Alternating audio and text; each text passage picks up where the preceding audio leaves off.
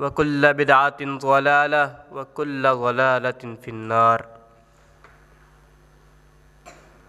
فأعوذ بالله السميع العليم من الشيطان الرجيم.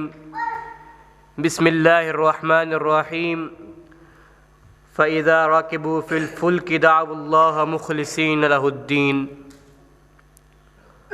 اللهم انفعني بما علمتني وعلمني ما ينفعني وزدني علما. رب زدني علما رب زدني علما رب زدنی علما. حضرات گرامی قدر، رمضان المبارک کا مہینہ بہت ہی بابرکت مہینہ ہے. رحمت کائنات صلی اللہ علیہ وسلم کا فرمان ہے کہ یہ مہینہ اللہ سبحانہ و تعالیٰ سے بخشش طلب کرنے کا مہینہ ہے.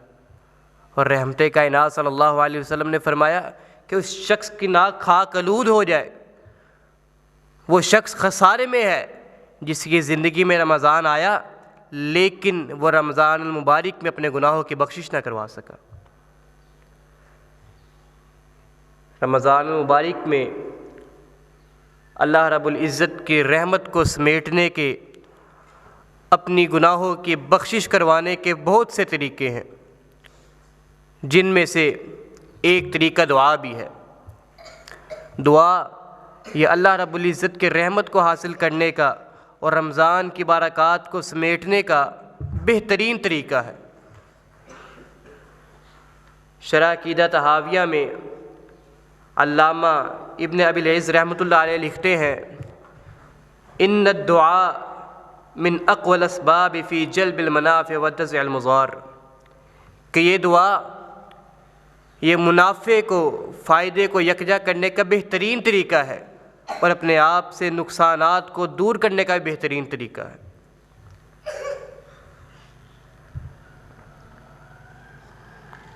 کافر اور مشرک بھی اگر اللہ رب العزت سے دعا کرتا ہے تو اللہ رب العزت اس کی دعا کو بھی رد نہیں کرتے، اس کی دعا کو بھی قبول کر لیتے ہیں. کفار مشرکین مکہ جب سمندر میں کسی مصیبت میں پھنس جاتے تھے تو وہ اللہ رب العزت کو پکارنا شروع کر دیتے تھے، اللہ رب العزت سے دعا مانگنا شروع کر دیتے تھے اور اللہ رب العزت ان کی دعا کو درجہ قبولیت سے نواز دیتا تھا. اللہ رب العزت قرآن مجید فرقان حمید میں ارشاد فرماتے ہیں: فَإِذَا رَاكِبُوا فِي الْفُلْكِ دَعَوُا اللَّهَ مُخْلِصِينَ لَهُ الدِّينَ فَلَمَّا نَجَّاهُمْ إِلَى الْبَرِّ إِذَا هُمْ يُشْرِكُونَ. کہ مشرکین مکہ جب سمندر میں کسی بھنور کے اندر، کسی مصیبت کے اندر پھنس جاتے تھے، دعوا اللہ مخلصین لہ الدین، اور اللہ سبحانہ و تعالیٰ کو سچے دل کے ساتھ پکارتے تھے. فلما نجاہم الی البر، لیکن جب ہم ان مشرکین کو نجات دے دیتے تھے، اذا ہم یشرکون، وہ پھر ہمارے ساتھ شرک کرنے لگ جاتے تھے، وہ پھر ہمارے ساتھ شریک بنانے لگ جاتے تھے. معلوم ہوا کہ دعا تو کافر اور مشرک کی بھی رد نہیں ہوتی. صحیح بخاری میں ایک قصہ موجود ہے کہ ایک سیاہ فہم عورت عائشہ صدیقہ رضی اللہ تعالیٰ عنہ کے پاس آیا جایا کرتی تھی. وہ جب بھی عائشہ صدیقہ رضی اللہ تعالیٰ عنہ کے پاس آتی تو یہ شعر پڑھتی: وَيَوْمُ الْوِشَاحِ مِنْ تَعَاجِيبِ رَبِّنَا أَلَا إِنَّهُ مِنْ بَلْدَةِ الْكُفْرِ أَنْجَانِي.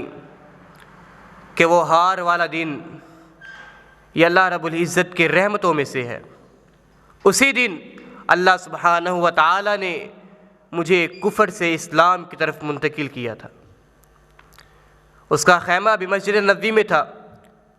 یہ مسجد نبوی کی خادمہ تھی جو مسجد نبوی کی صفائی اور ستھرائی کیا کرتی تھی. عائشہ صدیقہ رضی اللہ تعالیٰ عنہ کے پاس اکثر آیا جایا کرتی تھی اور یہ شعر پڑھا کرتی تھی. لیکن ایک دن سیدہ عائشہ صدیقہ رضی اللہ تعالیٰ عنہ نے پوچھ لیا: وما یوم الوشا، کہ لڑکی تو میرے پاس جب بھی آتی ہے ہار والے دن کا ذکر کرتی ہے، یہ ہار والے دن کا کیا معاملہ ہے؟ تو وہ کہنے لگی کہ میں ایک قوم کی خدمت گزار تھی، اس قوم کے سردار نے میری یہ ذمہ داری لگائی تھی، میری یہ ڈیوٹی لگائی تھی کہ میں اس کی بیٹی کی حفاظت کیا کروں، میں اس کی بیٹی کی دیکھ بھال کیا کروں۔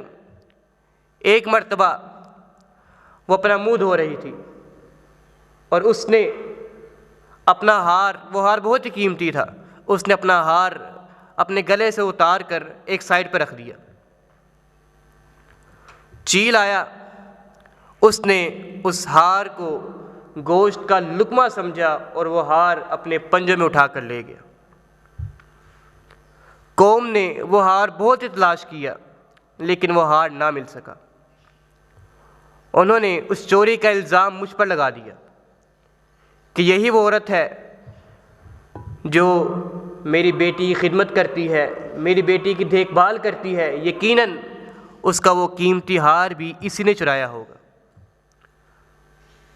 وہ کہتی ہے کہ انہوں نے فوراً میرے سامان کی تلاشی لی۔ جب میرے سامان میں کچھ نہ نکلا تو انہوں نے یہ فیصلہ کیا کہ اب اس عورت کی تلاشی لی جائے۔ وہ کس طرح اس کو برہنہ کر کے اس کی تلاشی لی جائے کہ اس نے وہ ہار اپنی شرمگاہ میں چھپا رکھا ہے۔ وہ خادمہ کہتی ہے کہ میں بہت ہی پریشان ہو گئی کہ میں تو بہت ہی با حیا اور با پردہ عورت ہوں، اب یہ مجھے ساری قوم کے سامنے برہنہ کریں گے۔ وہ کہتی ہیں میں نے اسی وقت میرے ذہن میں آیا کہ میری قوم جب بھی کسی مشکل میں پھنس جاتی ہے تو وہ اللہ رب العزت کو پکارتی ہے، اللہ رب العزت سے مدد مانگتی ہے، پھر اللہ رب العزت ان کی پریشانی کو حل کر دیتے ہیں۔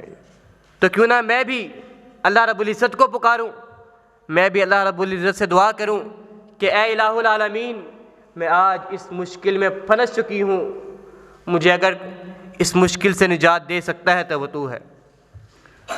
وہ عورت کہتی ہے کہ میں نے اللہ کو مخاطب کر کے کہا کہ اللہ تیرا تعارف تو نہیں ہے، تو یہ جانتی تو نہیں ہوں، لیکن اتنا ضرور معلوم ہے کہ جب بھی میری قوم کسی مصیبت میں، کسی پریشانی میں پھنس جاتی ہے، دعوا اللہ مخلصین لہ الدین، وہ تجھے پکارتی ہے، تو ان کو نجات دے دیتا ہے۔ تو اے الہ العالمین، میں بھی اس مشکل وقت میں تجھے پکارتی ہوں، مجھے اس پریشانی سے، اس آزمائش سے آزاد کر دے۔ وہ عورت کہتی ہے کہ میں نے اللہ سبحانہ و تعالیٰ سے یہ دعا کی تو وہی چیل آئی اور ساری قوم کے سامنے اس نے اس ہار کو پھینک دیا۔ میری بے گناہی ثابت ہو چکی تھی کہ میں نے اس ہار کو چوری نہیں کیا، میں سچ بول رہی تھی، میری قوم نے مجھے چھوڑ دیا، لیکن اس قوم نے میرا دل دکھا دیا، اس قوم نے میرا دل توڑ دیا کہ اتنے سال میں نے ان کی خدمت کی ہے، اتنے سال ان کے حکم مانے ہیں، لیکن انہوں نے آج مجھے ہی برہنہ کرنے کا فیصلہ کر لیا تھا، آج انہوں نے میری عزت کو اچھالنے کا فیصلہ کر لیا تھا۔ وہ عورت کہتی ہے کہ اس وقت میں نے یہ فیصلہ کر لیا کہ اب میں اس قوم کے ساتھ نہیں رہوں گی، میں اس قوم کو چھوڑ کر چلی جاؤں گی۔ وہ کہتی ہیں کہ رات ہوئی، میں اس قوم کو چھوڑ کر باہر نکلی تو میں نے دیکھا کہ ایک قافلہ جا رہا تھا، میں بھی اس قافلے میں سوار ہو گئی۔ میں دیکھ کر حیران رہ گئی کہ اس قافلے کا ہر فرد اسی اللہ کا نام لے رہا ہے جس اللہ نے مجھے اس آزمائش سے آزاد کیا ہے۔ کوئی سبحان اللہ کہہ رہا ہے، کوئی الحمدللہ کہہ رہا ہے، کوئی اللہ اکبر کہہ رہا ہے، کوئی لا الہ الا اللہ کہہ رہا ہے۔ حضرات، یہ قافلہ نبی کریم صلی اللہ علیہ وسلم کے اصحاب کا تھا، جس کا مسکن مدینۃ النبوی تھا۔ وہ عورت کہتی ہے کہ میں نے دار الکفر کو چھوڑ کر کافرے کے ساتھ سفر کیا اور اللہ سبحانہ و تعالیٰ نے مجھے نبی کریم صلی اللہ علیہ وسلم کے پاس لے آیا، میں نے یہاں پر آ کر اسلام قبول کیا، رحمت کائنات صلی اللہ علیہ وسلم نے میری عزت کی، مجھے پناہ دی اور مجھے مسجد نبوی میں خیمہ بھی لگا کر دیا۔ یہ وہی عورت تھی جو مسجد کی خدمت کیا کرتی تھی۔ ایک دن وفات پا گئی، رات کا وقت تھا، صحابہ کرام رضوان اللہ علیہم اجمعین نے اس کے کفن دفن کا اہتمام کیا اور اس کو رات میں ہی دفن کر دیا۔ چند دن گزرے، رحمت کائنات صلی اللہ علیہ وسلم نے پوچھ لیا، کیا میرے صحابہ یہ مسجد کی خادمہ نظر نہیں آ رہی؟ جو مسجد کی صفائی ستھرائی کیا کرتی تھی وہ کہاں گئی؟ تو صحابہ کرام رضوان اللہ علیہم اجمعین نے فرمایا کہ اللہ کے رسول وہ تو چند دن پہلے ہی اس دنیا فانی سے رخصت ہو چکی ہے۔ تو رحمت کائنات صلی اللہ علیہ وسلم نے فرمایا، کیا میرے صحابہ مجھے خبر کیوں نہیں گئی، مجھے بتلایا کیوں نہیں؟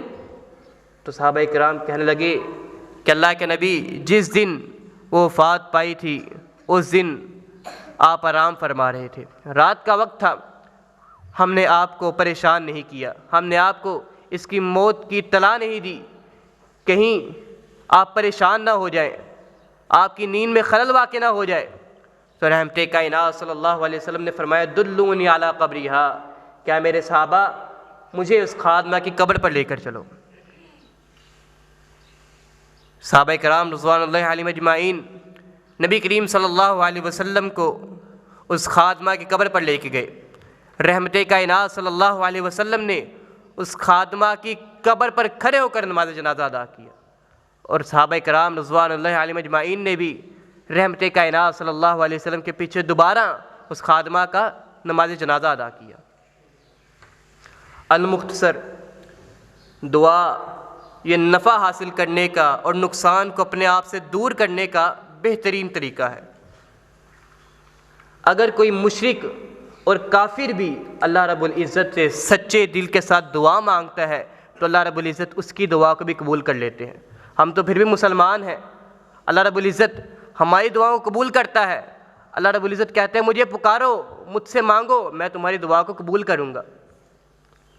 جب انسان کسی سے مانگنا شروع کر دیتا ہے، کسی سے قرض مانگنا شروع کر دیتا ہے، تو دوسرا انسان اس سے تنگ آ جاتا ہے، اسے جان چھڑانے لگتا ہے، اس سے ناراض ہو جاتا ہے۔ لیکن ایک اللہ رب العزت کی ذات ہے جس سے اگر مانگا جائے تو وہ خوش ہو جاتا ہے، جس سے اگر نہ مانگا جائے تو وہ ناراض ہو جاتا ہے۔ اللہ رب العزت کہتے ہیں کہ مجھ سے مانگو، میں تمہیں عطا کروں گا۔ تو میرے در پر ایک بار آ کے تو دیکھو، میرے سامنے اپنی پریشانیاں، اپنی التجائیں میرے سامنے پیش تو کرو، میں تمہاری التجاؤں کو قبول کروں گا۔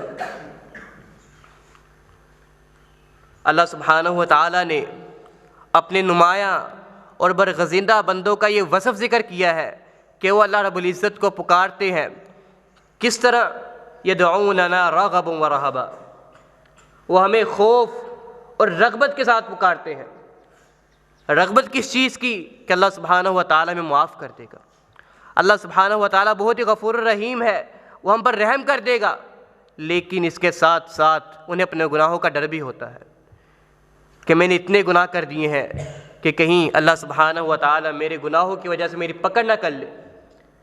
ایک مرتبہ رحمت کائنات صلی اللہ علیہ وسلم کسی آدمی کی عیادت کرنے کے لیے گئے۔ وہ شخص بہت ہی بیمار تھا۔ رحمت کائنات صلی اللہ علیہ وسلم نے فرمایا، کیف تجدک، کیا میرے صحابی تیری کیا کیفیت ہے، کیا محسوس کر رہا ہے؟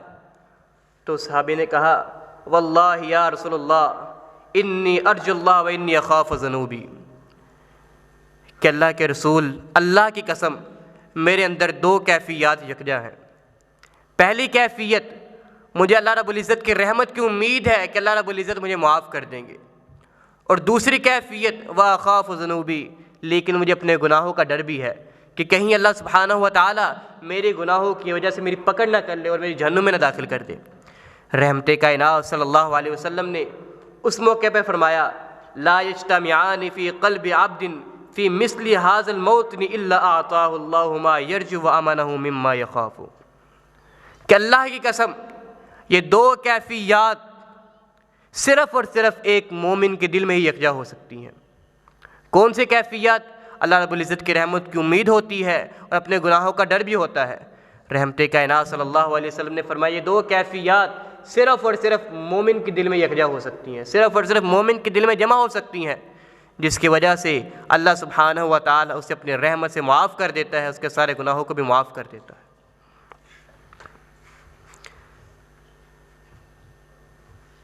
یہ دو کیفیات، رغبت اور رہبت کے ساتھ اللہ رب العزت کو پکارنا، یہ کس وقت فائدہ مند ہے؟ یہ اس وقت فائدہ مند ہے جب انسان نے شرک نہ کیا ہو۔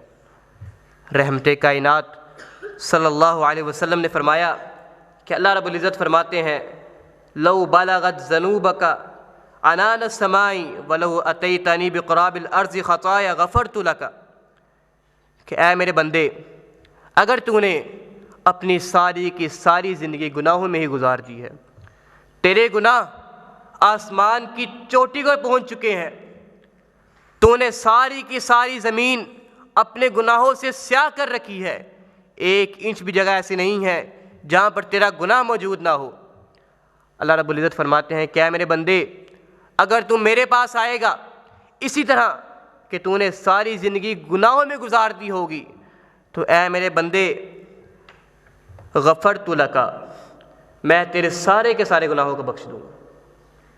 لا ابالی، مجھے کوئی پرواہ نہیں ہے، تو نے چوری کی ہے، تو نے زنا کیا ہے، تو نے شراب پی ہے، تو نے غیبت کی ہے، تو نے چغلی کی ہے، لا ابالی، مجھے تیرے گناہوں کی کوئی پرواہ نہیں ہے، میں تیرے سارے کے سارے گناہ معاف کر دوں گا، لیکن میری ایک شرط ہے۔ وہ شرط کون سی ہے؟ لا تشرک بی شیئا، کہ میرے بندے تو نے میرے ساتھ کسی اور کو شریک نہ ٹھہرایا ہو۔ تیرے سارے گناہ قابل معافی ہیں، چوری، ڈکیتی، زنا، شراب نوشی، سب کچھ قابل معافی ہے، لیکن اگر تو شرک کر لے گا تو وہ تیرے شرک میں معاف نہیں کروں گا، اس شرک کی وجہ سے میں تیرے جہنم میں بھی داخل کر سکتا ہوں۔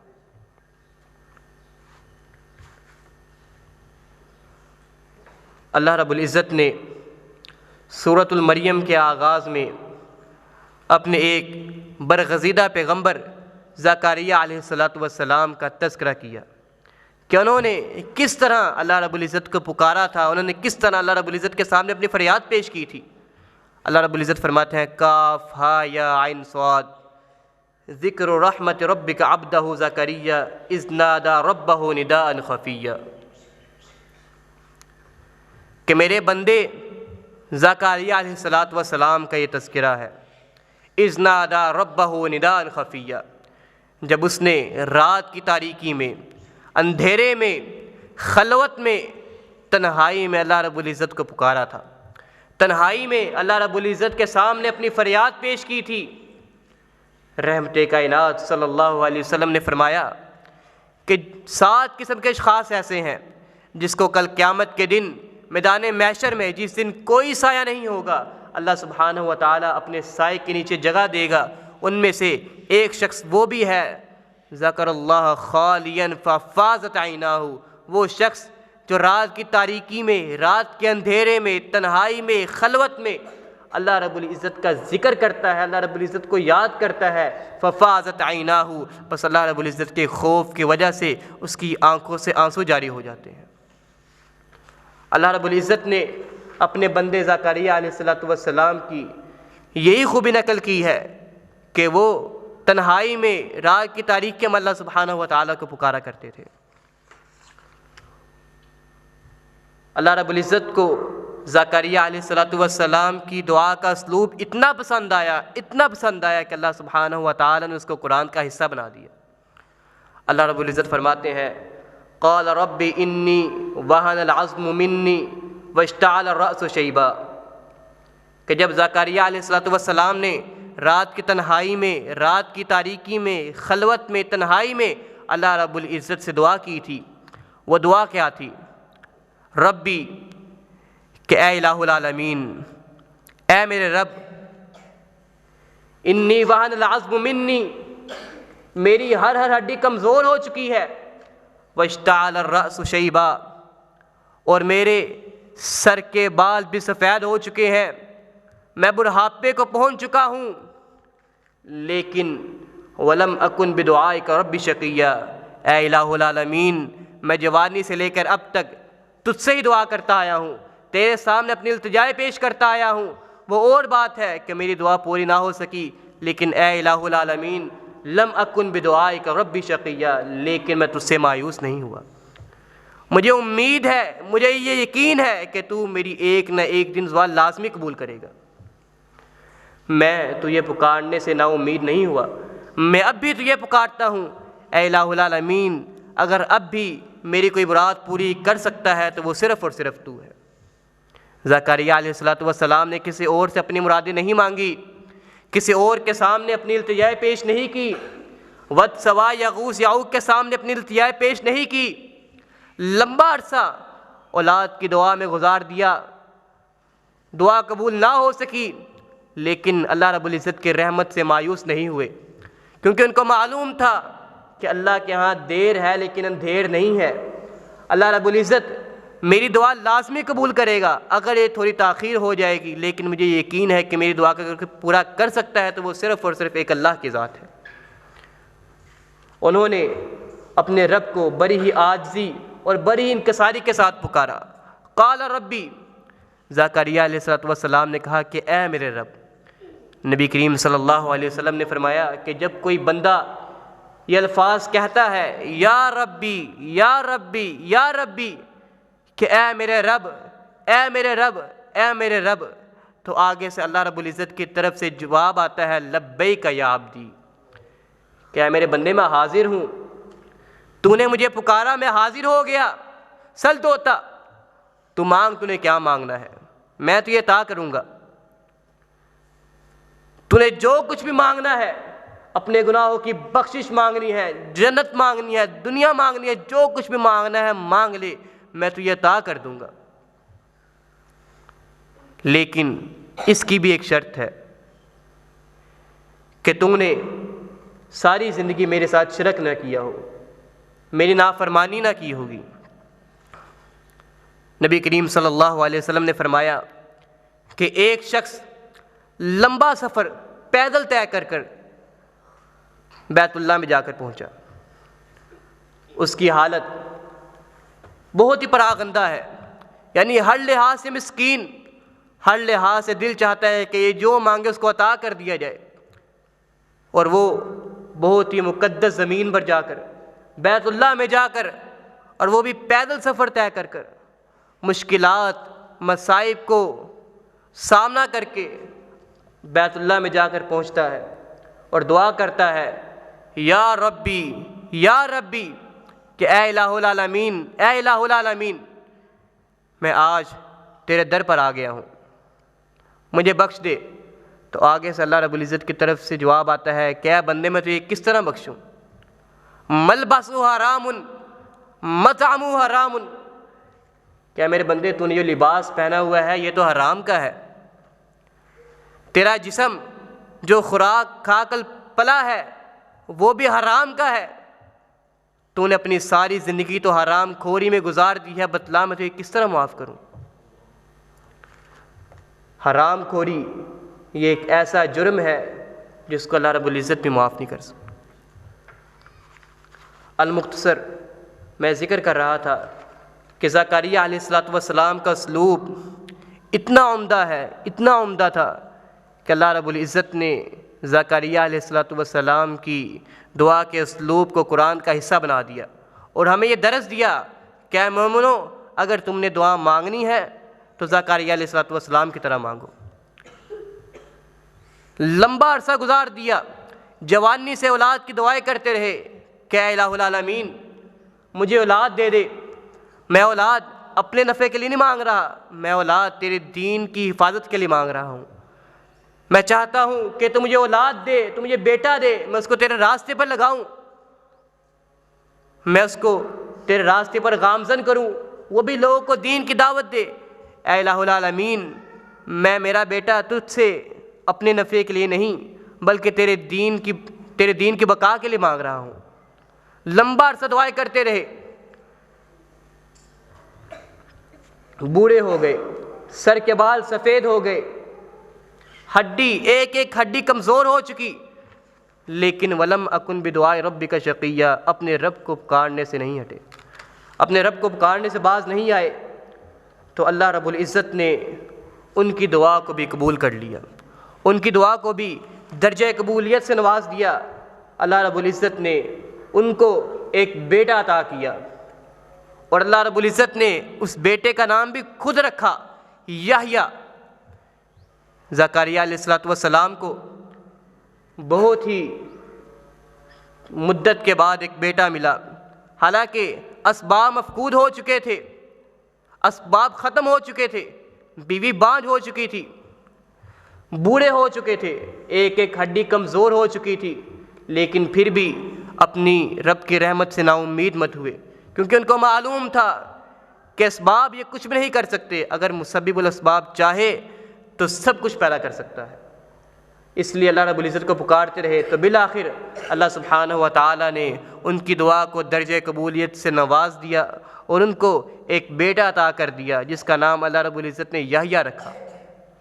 یحییٰ کا مطلب ہی یہ ہے دین کی بقا، دین کی حفاظت کرنے والا، دین کو زندگی بخشنے والا۔ اللہ رب العزت نے یحییٰ علیہ السلام کا نام بھی خود رکھا۔ اس میں ہمارے لیے درس ہے کہ جتنی بھی دیر ہو جائے، اگرچہ صدیاں گزر جائیں، ہماری دعا قبول نہ ہو، لیکن ہمیں پھر بھی اللہ رب العزت کو پکارنا چاہیے۔ اگرچہ ہمیں ظاہری طور پر تو نظر نہیں آ رہا کہ ہماری دعا قبول ہو رہی ہے نہیں ہو رہی، لیکن رحمت کائنات صلی اللہ علیہ وسلم نے فرمایا کہ تم جو بھی دعا کرتے ہو وہ تمہارے لیے نفع بخش ہوتی ہے۔ اس کے 3 طریقے ہیں۔ پہلا طریقہ تو یہ ہے کہ جب بھی تم دعا کرتے ہو اللہ سبحانہ و تعالیٰ تمہیں فوراً وہ چیز عطا کر دیتا ہے۔ اور دوسرا فائدہ یہ ہے کہ اگر تمہیں فوراً وہ چیز عطا نہیں ہو رہی تو ہو سکتا ہے کہ مستقبل میں تمہیں کوئی آزمائش آنے والی ہو، تمہیں پتہ نہ ہو، لیکن اللہ رب العزت کو پتہ ہے، عالم الغیبی، وہ تو عالم الغیب ہے، وہ سب کچھ جانتا ہے۔ وہ اللہ کو پتہ ہو کہ تم پر کوئی آزمائش آنے والی ہے جو تمہاری استطاعت میں نہیں ہے، تو ہو سکتا ہے کہ اللہ سبحانہ و تعالیٰ تمہاری اس دعا کی وجہ سے تمہاری اس آزمائش کو ختم کر دے۔ اور تیسرا فائدہ یہ ہے کہ اگر تم کوئی دعا کرو تمہاری دعا پوری نہ ہو تو ہو سکتا ہے کہ اللہ سبحانہ و تعالیٰ نے تمہاری اس دعا کو آخرت کے لیے ذخیرہ کر لیا ہو، کیونکہ اللہ رب العزت کو معلوم ہے کہ میرے بندہ کس طرح کا ہے، میرا بندہ کس طرح زندگی بسر کر رہا ہے۔ ہمیں بھی اتنا نہیں معلوم اپنے بارے میں جتنا ہمارے بارے میں اللہ رب العزت کو معلوم ہے۔ اس لیے اللہ رب العزت ہماری دعا کو قبول کرتا ہے، لیکن اس کے مختلف طریقے ہوتے ہیں۔ اس لیے ہمیں اللہ رب العزت کی رحمت سے نا امید نہیں ہونا چاہیے اور اللہ رب العزت کو پکارتے رہنا چاہیے۔ اللہ رب العزت سے دعا ہے کہ اللہ رب العزت ہمیں سمجھ کر عمل کرنے کی توفیق عطا فرمائے۔